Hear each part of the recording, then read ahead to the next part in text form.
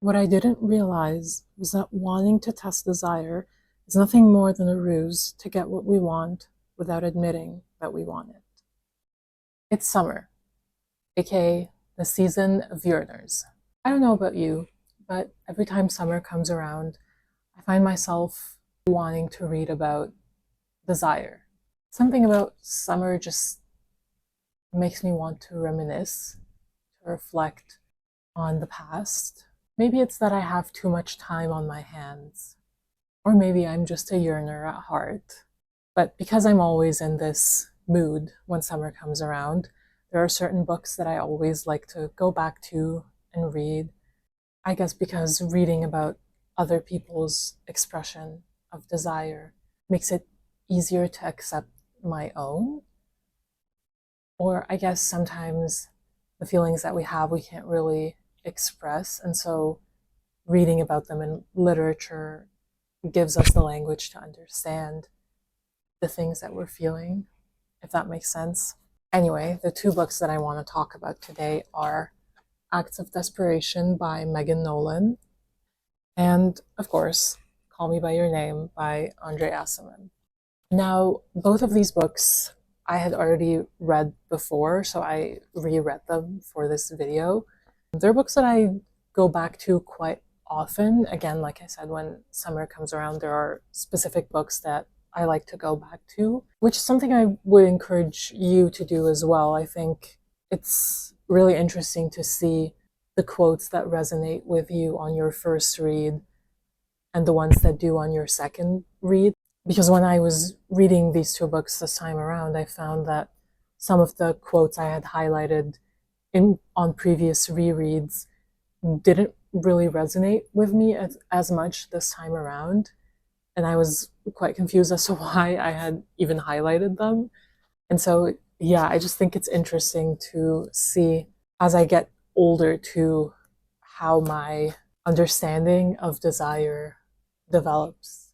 So think of this as part summary of these books, part book club, part me just telling you about my favorite quotes from each of these two books and hopefully starting a discussion about them. Without further ado, let's get started with Acts of Desperation. On the back of the book, it already tells you that our main character is in love with the idea of love. And I think that's really important to know before going into this book because it helps explain why she puts up with the things that she puts up with for so long.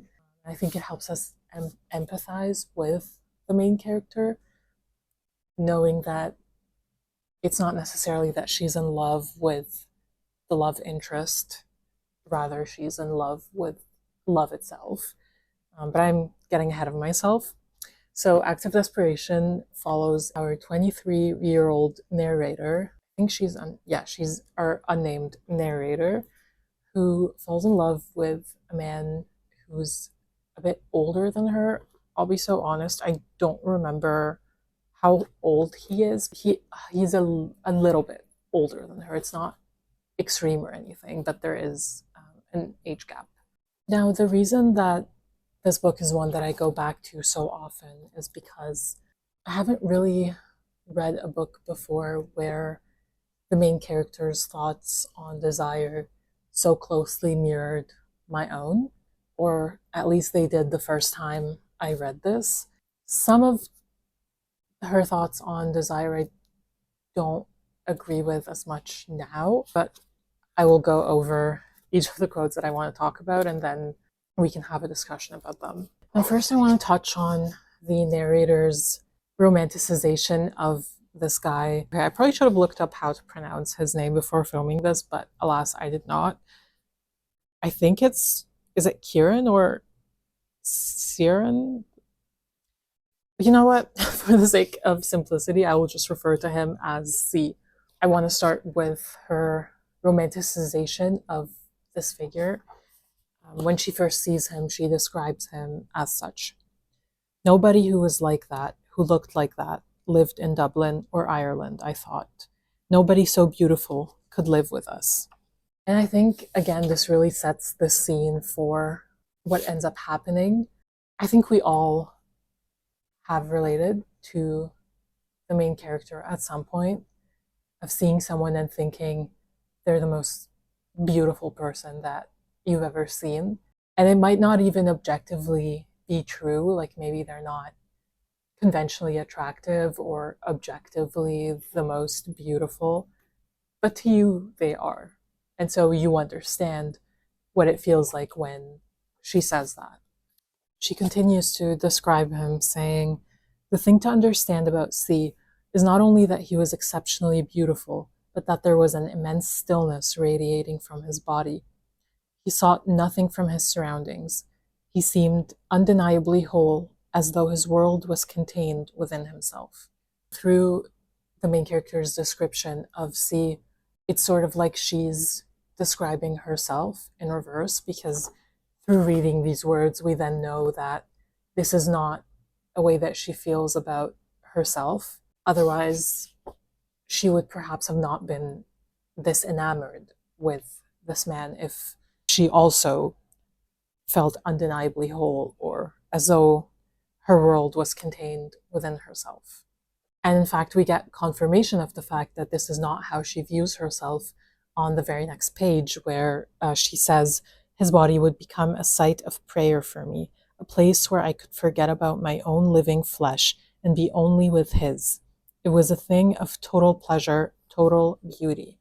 It's not necessarily the desire to be with someone, rather the desire to lose yourself completely in someone else, to have someone else carry the burden of your existence, I guess, if that makes sense. But again, I'm getting ahead of myself. We will get more in depth into that idea a bit later. But then she also brings up this question that I think is really interesting, and I stopped, and while I was reading the book, I stopped and found myself thinking about it a lot. She says, "What must it feel like to be beautiful, but also invisible whenever you choose to be? To be a beautiful man."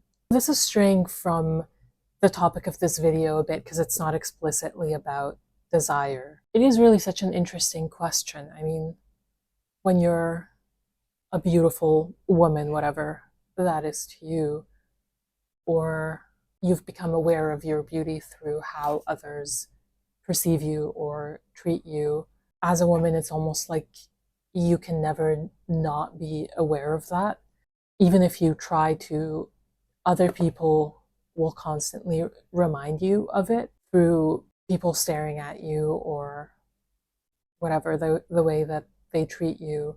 And I'm not saying that's the most horrible thing in the world. I'm aware of pretty privilege and whatnot. I mean, more so, it is truly something that you can't escape or turn off. Whereas when you're a man, at least our main character seems to think so, when you're a man, it is more easy to turn it off or to be beautiful and also invisible. But maybe not. Maybe it's also difficult to turn that off as a man. I don't know. That's why I stopped at this question. I think it's really interesting, and I'd be curious to know what you think. Then the main character tells us that she lives alone and does not like that. So she says, "Living alone, I began to split apart from myself in a deeper and more grotesque way than ever before.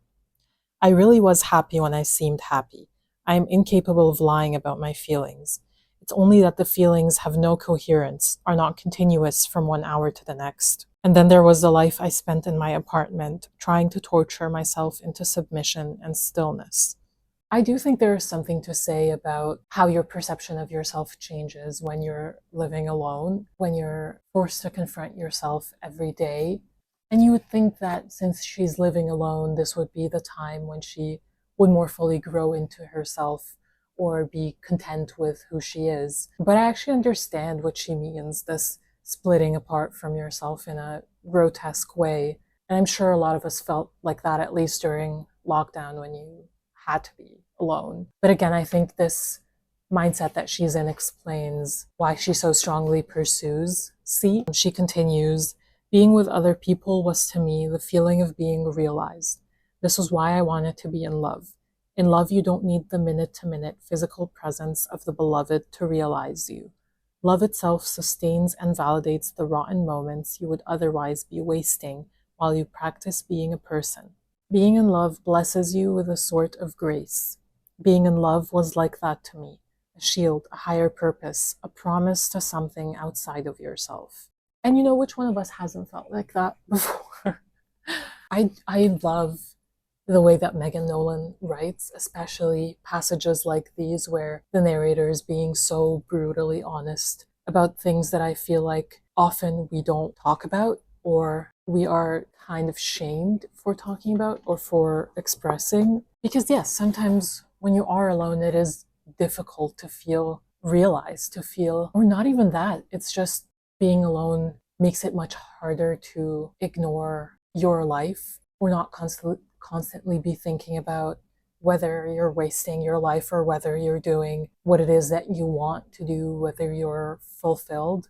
I find it's much easier to ignore these things, to ignore your personal goals, the things that you want to achieve when you're with someone else, because, well, when you start in a relationship like the one she's describing, you start losing yourself in the other person, in the life that you're living together.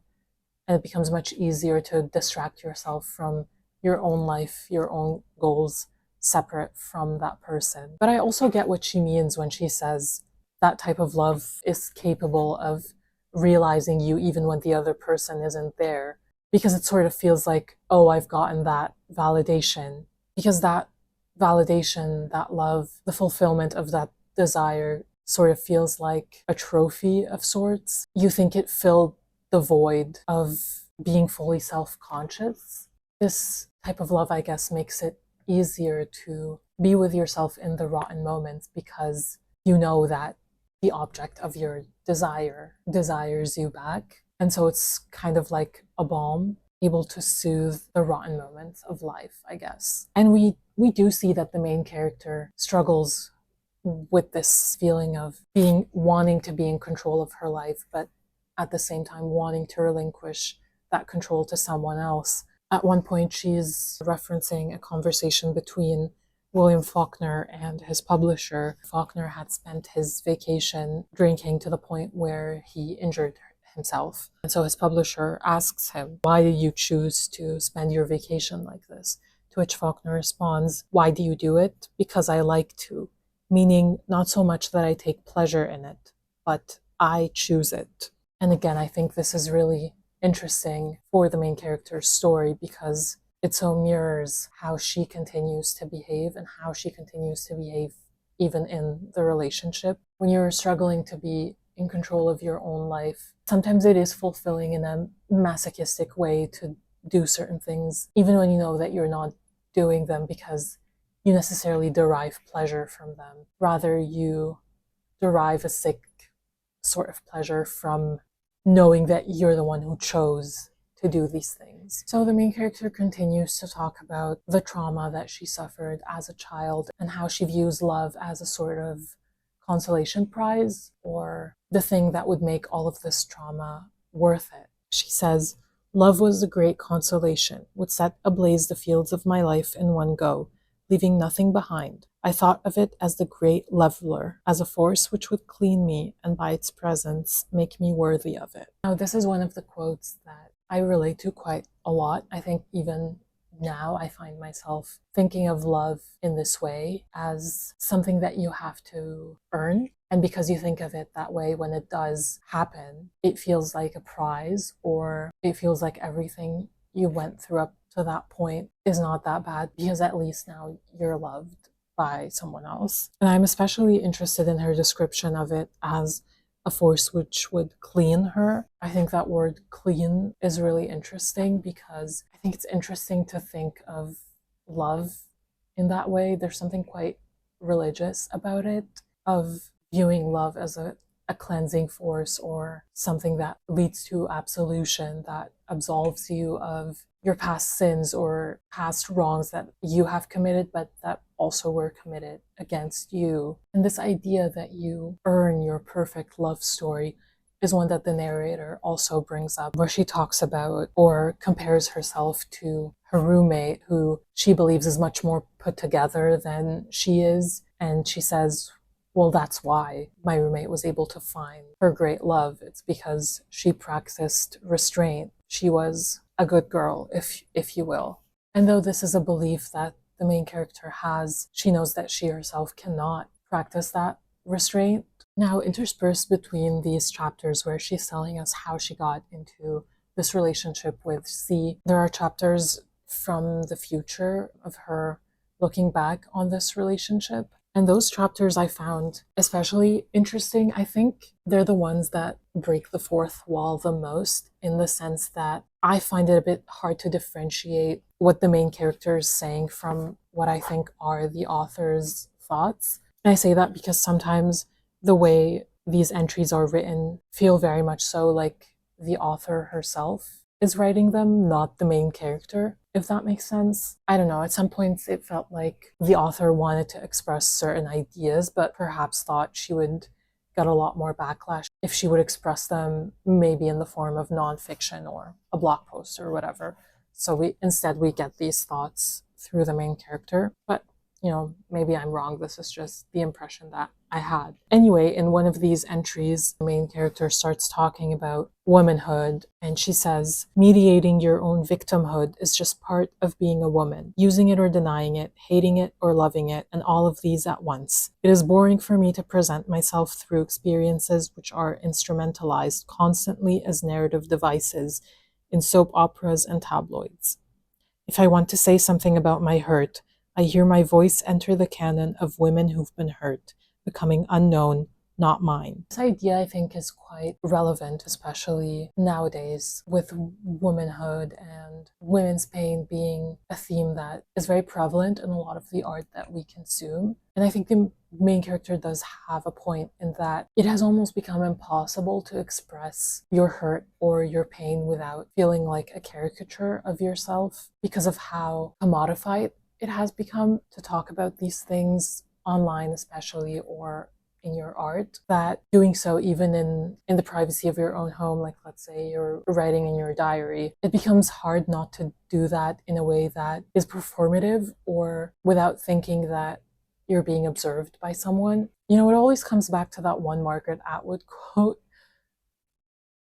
It really does feel like you're often performing your own pain, even when you don't want to be doing that. On the flip side of that, I think that sometimes our pain is a performance, even if it's done subconsciously. But I think sometimes the pain we express due to us living in the patriarchy, sometimes our expression of pain is done as a performance for men, or because we think we'll get validation from men because of that performance. The main character talks about this as well in a passage that I thought was really interesting, so I will read it to you. She says, I thought all of the worry I had solicited in one way or another from C and from other men, with the food and the cutting and the crying and the sex, the whole great presentation of my rage and hurt, anger like a performance, anger at everything they'd done to me or hadn't bothered doing to me. I thought that a man's love would make me so full up I'd never need to drink or eat or cut or do anything at all to my body ever again.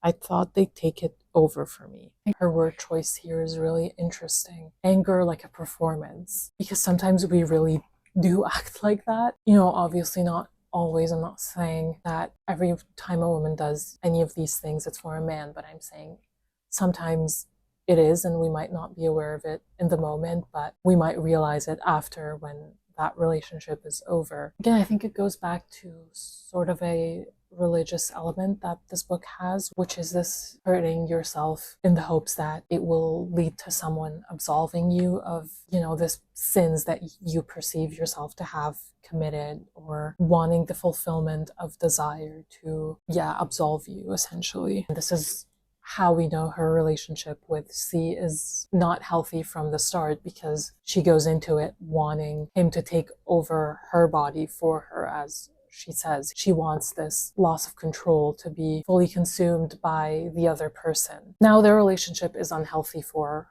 a number of other reasons. For one, C is quite abusive and violent towards her. He will often push her, he withdraws his affection. If he's angry at her, he will just go silent and won't talk to her. And I'm sure a lot of readers, when reading these passages, will think, oh, well, why did she stay with him? But again, I go back to that first line that we talked about.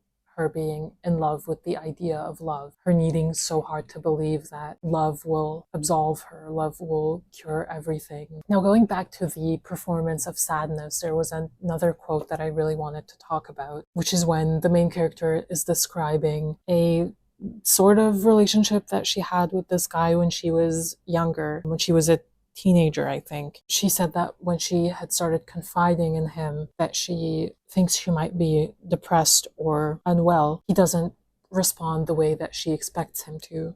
She says, I was shocked that he was not impressed and cowed by my delicacy as other boys had been. Why did he not find my frail, picturesque sadness alluring?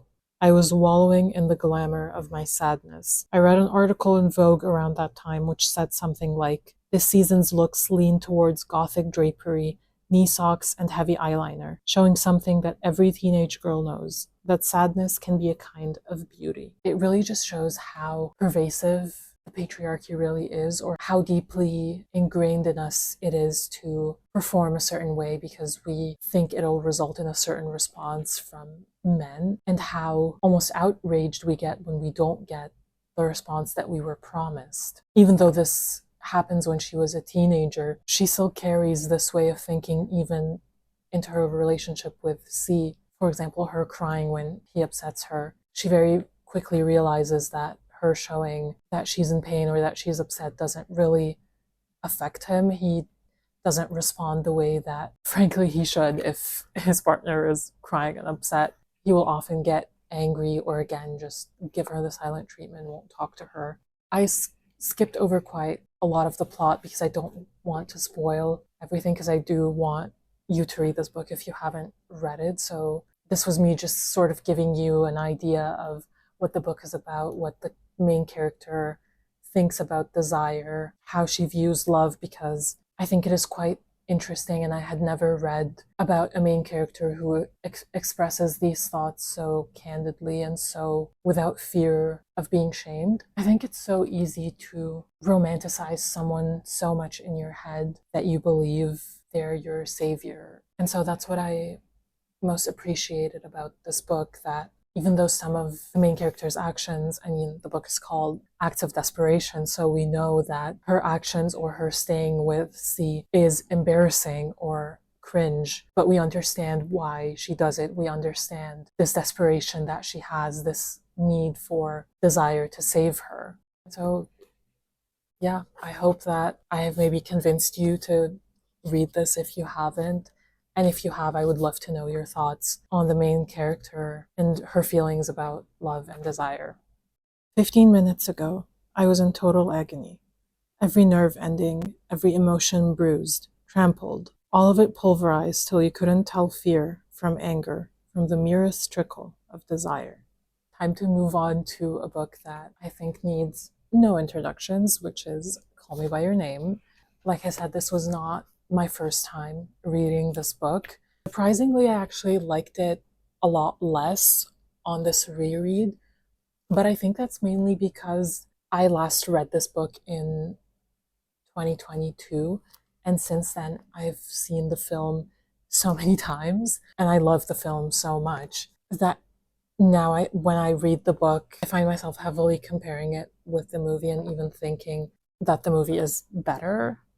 Sorry, don't shoot me. I said it. I think this is a case where the film is better, although I think there are certain details about this story that you don't get from the film alone. And so I think it is still important to read the book. For example, I think the book makes it much more apparent how young Elio really is. And I'll talk about this a bit when I talk about his expression of desire. But some of the things that he says or the way that he thinks about Oliver are quite childish, naturally, because he's a teenager, he's a child. And I don't think you get that in the film as much. I think those details aren't as pronounced in the film, whereas here they're almost impossible to ignore. I won't be really talking about the morality of the relationship. That's not really the purpose of this discussion. I think a lot of other people have done a great job dissecting that element already. Personally, I really like Lola Sebastian's video about Call Me By Your Name. I'm mainly interested in Elio's desire, in his realization that he has this specific type of desire, in how he chooses or doesn't choose to express it, how he thinks about Oliver. So I won't be talking about Oliver as much. Now, the interesting thing about Call Me By Your Name is that I was a teenager when I first watched the film, and this was when it had just come out. And I remember feeling so represented by Elio, by even just his body language around Oliver, the way that he speaks to him, the way that he tries to hide his desire. I remember finding it so relatable. But now reading this book when I'm no longer a teenager, I find that not necessarily that I don't agree with what Elio says, but that it is not as relatable to me anymore, which I do think is a shame, but I think it's something that comes with age, where yes, sure, we do still experience desire, but I don't think it's ever as powerful or as magical feeling as it is when you're a teenager. I think then everything just feels so intense, and this book and the film perfectly capture how it feels to be a teenager experiencing desire. So yeah, a lot of the quotes that I had highlighted during my first read of this book don't really resonate with me anymore, but it's interesting to have that to look back on, to see the things that I had highlighted and to know that maybe I have grown since then, and so they don't resonate with me as much. But enough yapping, let's get into the story. Now, I won't be summarizing the story as much because I'm sure you're familiar with it. I'll mainly be going over some of the quotes of things that Elio says that I think are interesting. Starting with when he first notices that he might feel something towards Oliver, when he says, "You're basically scrambling to come to terms with something which, unbeknownst to you, has been brewing for weeks under your very nose and bears all the symptoms of what you're forced to call I want." I think that's just so accurate to being a teenager and not really having the language to express what you're feeling, but knowing that it all boils down to these two words, I want. And he continues saying, "You could never stare long enough, but needed to keep staring to find out why you couldn't." Something that this book explores really well, in my opinion, is this intersection between desire and hatred and fear, and not knowing if what you're feeling is just admiration, or is it desire? Is it a desire to be that person, or is it the desire to be with them? And are those two things even that different, or is romantic love inherently a desire to be the person that you're with? And this feeling is something that Elio, of course, grapples with in this book, where he says, "How I wished I had shoulders like his. Maybe I wouldn't long for them if I had them. Did I want to be like him? Did I want to be him? Or did I just want to have him?" This element of fear is also something that Elio talks about quite often. He talks about being afraid when Oliver isn't around him, but also being afraid when he is around him, because of his knowledge that despite his efforts, he would not be able to hide the desire that he has. When your feelings are so strong, they often get so muddled that you can't tell anger from fear from desire. And he even says that. He says, "15 minutes ago, I was in total agony, every nerve ending, every emotion bruised, trampled, all of it pulverized till you couldn't tell fear from anger from the merest trickle of desire." And I think there are some similarities between this book and Acts of Desperation, not just because Elio also behaves quite desperately towards Oliver, and this is something that he even says himself, but also I think because at some points Elio has this feeling of wanting to lose himself in Oliver, but simultaneously feeling like this, what would be described as losing yourself in the other person, is actually just coming home to yourself. And I think this is partly why they do the whole call me by your name and I'll call you by mine thing, which I won't pretend to entirely understand or even relate to, but this is how I understood it for myself, I guess. It's feeling like this joining with another person is actually just a way of finding yourself or feeling the most yourself when you're with that other person. Now, of course, I can't talk about this book without talking about the infamous beach scene,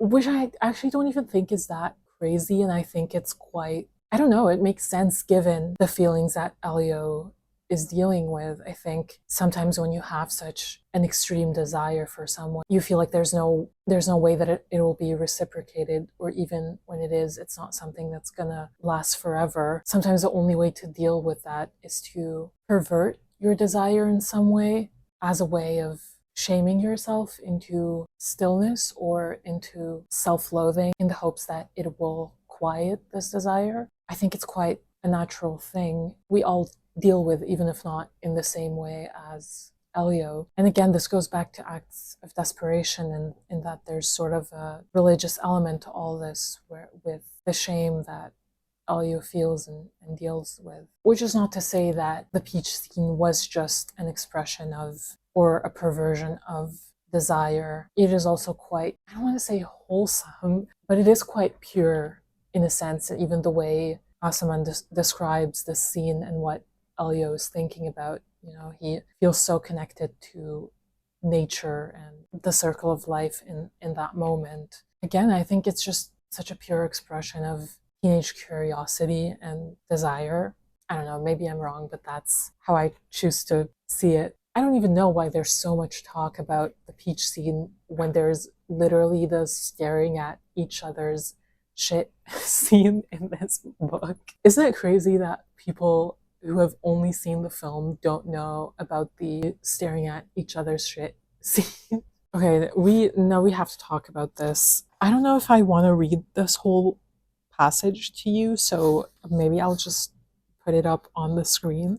The reason I'm bringing it up is I think what Elio says about why he wants to do this is really interesting. He says, our bodies won't have secrets now. Again, I think that's just, at its core, it's a really understandable feeling of wanting to so entirely know another person, even at their basest, even with all of their flaws. And though I don't think it's entirely possible to know someone else like that, I do understand where this urge comes from. I think sometimes desire is just so intense that you don't know what else to do with yourself other than to pervert it a little bit, because otherwise it just becomes too much to handle. And I like the question that Ellie poses at the end of the scene. He says, could intimacy endure once indecency was spent and our bodies had run out of tricks? And I thought this was interesting because I think that actually it is at the point when your bodies have run out of tricks is when you truly are at your most intimate with that other person, when there's no longer a performance, when there's nothing more to perform, when you're all out of tricks. If the desire is still there, then perhaps that is true intimacy. Or not even that, when you're brave enough to be with another person without the performance, without the tricks, maybe that is real intimacy. I think what most drew me to the story, or why I like it so much and why I constantly go back to it, maybe not the book, it's more often the film, but same story, is because I never saw it as a love story. Rather, I always saw it as one person's attempt at grappling with their desire and what they're realizing about themselves. And I think when this happens when you're that young, it often does feel like love because it's just so intense. And even when you look back on it years later, the nostalgia makes it seem perhaps greater than what it was.